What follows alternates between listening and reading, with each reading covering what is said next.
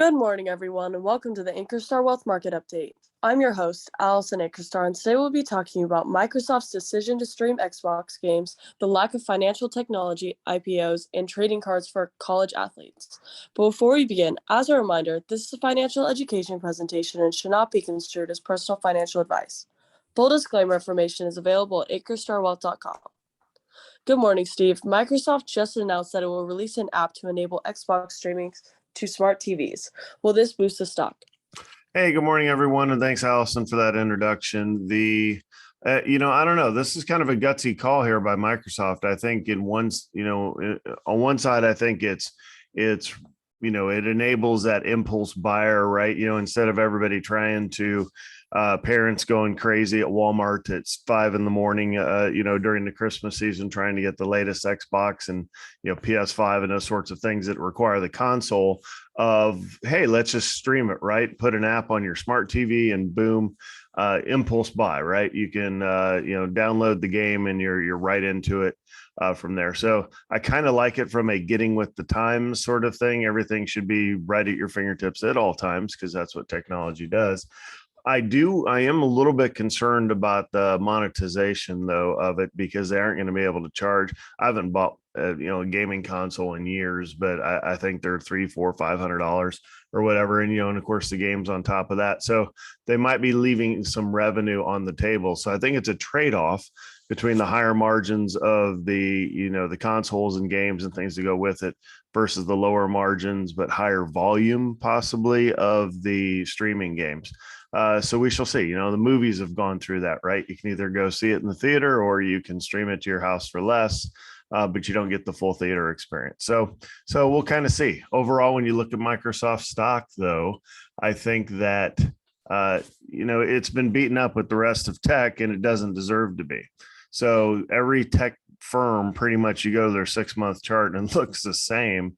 You have this, it started up here in January. It's been kind of a sell-off. We had the bump in March and then a sell-off all the way until recently, then a little bit of bump from there. So, really I like, I like the company. We do have it in the book, almost a 1% dividend, P's at 28. It's Microsoft, right? It commands a premium.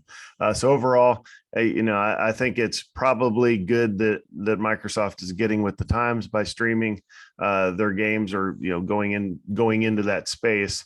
But I do think Microsoft's a buy here if you don't have any. Next, financial technology firms have been hot in previous years, but nearly non-existent in 2022. Is fintech dead? Well, it just came from a conference last week in Fort Lauderdale where a lot of the new fintech firms are pitching you with their latest and greatest ideas. And, the ideas are still out there. Absolutely.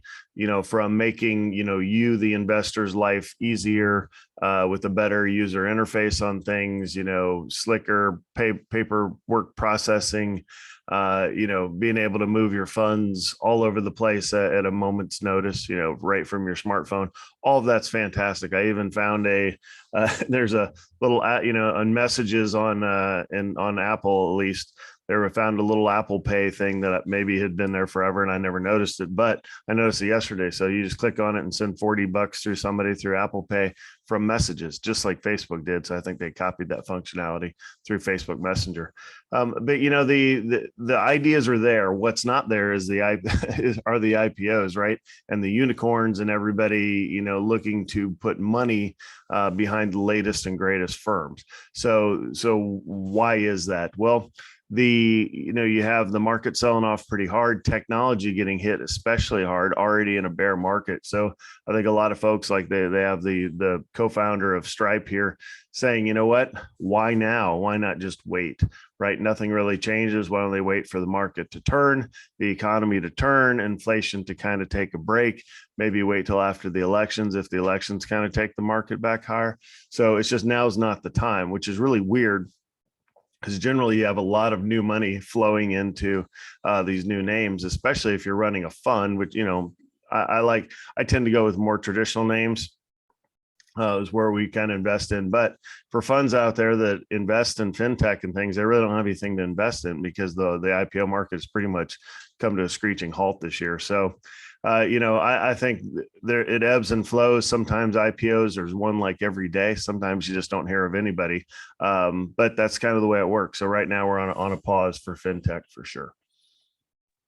Last, college athletes can be paid through using their name, image, and likeness. Fanatics just announced that they will be selling college trading cards. Will this set Fanatics up for an IPO? Well, this is an interesting idea. And Fanatics, it's one of those, as Alice and I were prepping this morning for the show, she's like, are those the guys that make the hats? And I said, I don't know. So we pulled up their website. So we'll kind of go over there first, right? And I was like, well, yes, they are, right? So we kind of laughed. So here's all your gear, right? From the hats with the stickers on them to the shirts and, across all the sports. And they charge a premium, right? Because they're the best in the business. And, even my Raiders hat downstairs is probably a Fanatics hat. I'd have to go look. But, they really do command a premium in the space, and they aren't public. They're a private ticker, if you've seen that before, FANA. But if you, Google it or try to get a stock price, you can't. But it has a ticker associated with it, like many private companies do, that really trying to get with the times as far as the NIL deal. So that college athletes can now receive compensation. I don't know the exact verbiage, so don't go legal on me here, but through the NIL, which stands for name, image, and likeness, they can make money while they're in college. Yeah, I don't care what your opinion on whether that's right or wrong. Personally, I kind of like it, but also I don't know what sort of demons are being unleashed here, right? Whenever something changes, you never quite know what the unintended consequences are, I guess, if you will. But already we had one of the running backs here at Texas struck a Lamborghini deal. Quinn Ewers, the quarterback for UT, was just seen in an Aston Martin yesterday. Don't know if that's a deal or just happened sort of thing. So Fanatics coming out with trading cards. To me, trading cards are kind of a thing of the past. That's me personally. However, I know there's people out there that, as a kid, everybody had them, right? I'm not sure who has them anymore, but there must be some demand for them out there. So I don't know. There's just kind of, it seems like with baseball cards, with as many in football, it seems like as many as teams that are out there.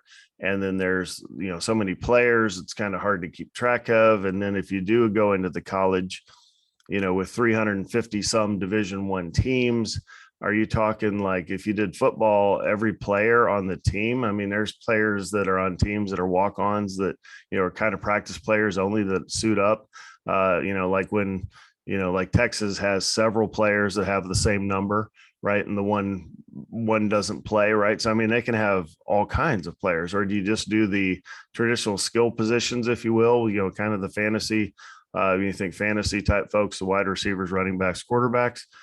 I don't know. I think, it'll be interesting if they can do this and if they would be able to make money, or do they just pick one team and try it, right?